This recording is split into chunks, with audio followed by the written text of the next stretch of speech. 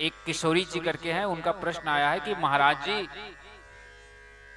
धाम में रहना ज्यादा अच्छा है कि धाम से बाहर रहना चाहिए? वृंदावन, अयोध्या, काशी इत्यादि धामों में रहना ज्यादा पावन होता है कि उससे बाहर? धाम का रहने का अधिक फल है या धाम में रहने का अधिक पाप है? देखिए, पाप और पुण्य अपनी जगह अलग अलग है, पर याद रखिए कि धाम जब हम कहते हैं ना, कि आपने पूछा धाम में रहना ज्यादा लाभदायक है या ज्यादा फलदायक है, तो मैं स्पष्ट अगर बात में बोलूं तो धामों में रहना अधिक पाप और गलत बताया गया। आप धाम, हमारे यहाँ लिखा है तीर्थ भ्रमण। जब आप शास्त्रों को पढ़ेंगे तो नारद जी हो, चाहे वेद व्यास जी हो, चाहे सुखदेव जी हो, चाहे गौकर्ण जी हो, चाहे हमारे बलराम जी, कृष्ण जी, सुदामा जी या विदुर जी, जितने की चर्चा आती है, सबने एक ही चीज किया, तीर्थों की भ्रमण की और वापस अपने घर आ गए। सबसे पावन जिस जगह पे भूमि बताया गया, जहां पे सबसे ज्यादा अपने कार्यों को करने से अधिक फल प्राप्त होता है, वह भूमि बताई गई आपकी मातृभूमि। और तीर्थों में रहने का अधिक फल से अधिक पाप क्यों? अब ये समझिए, हम तीर्थों में रहते हैं, जिनका घर तीर्थ में है, जिनका जन्म तीर्थ में हो गया, वो उस तीर्थ की मातृभूमि, उसकी मिट्टी बन गई। वहां अगर वह संबंध बनाता है, वहां की नदी को वो केवल नदी समझकर जल में नहाता है, तो सारे दोष उसको माफ है।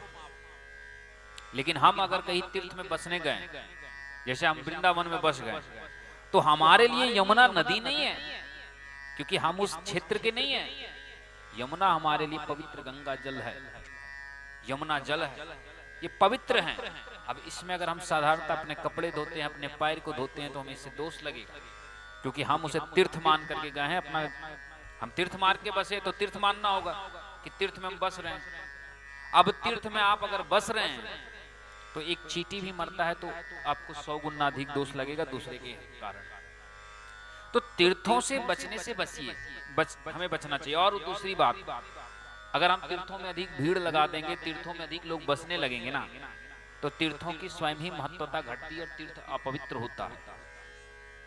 धीरे धीरे लोग बढ़ते हैं, धीरे पवित्रता खत्म होती है, मंदिर की मर्यादा खत्म होती है, गरिमा खत्म होती है, उसके बाद व्यापार बढ़ता है, कई प्रकार के नुकसान है। लेकिन अगर एक आप निजी गत विचार मेरे से ले, तो मैं निजी विचार दूंगा कि हमें तीर्थों में नहीं बसना चाहिए। तीर्थ करना है, आप चले जाइए, वृंदावन जाइए, 15 दिन रहिए, 10 दिन रहिए, 1 महीने रहिए, काशी चले जाइए, अयोध्या, जहां प्रिय हो आप जाइए।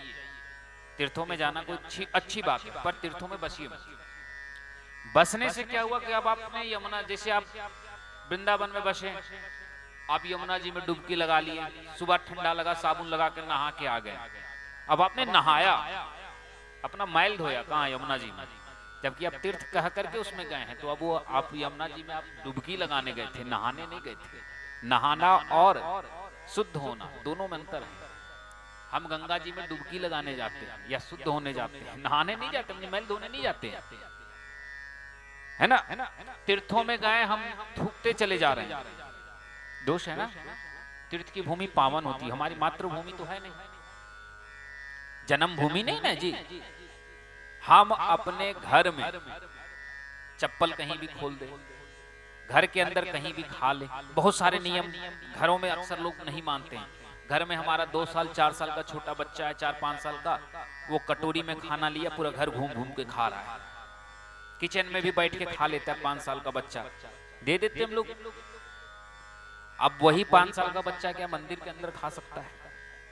मंदिर के अंदर अगर ठंड लगे तो आप बच्चे को चप्पल पहना के घुमा सकते हैं। घर के अंदर बाथरूम बन जाती, क्या आप मंदिर में बना सकते हैं अंदर में कि चलो भगवान जी इसके बगल में बना देते हैं, जैसे हम अपने अटैच बाथरूम बनाते हैं? नहीं ना बनाते हैं। तो मंदिर की भांति तीर्थ की पवित्रता हमारे लिए होती है।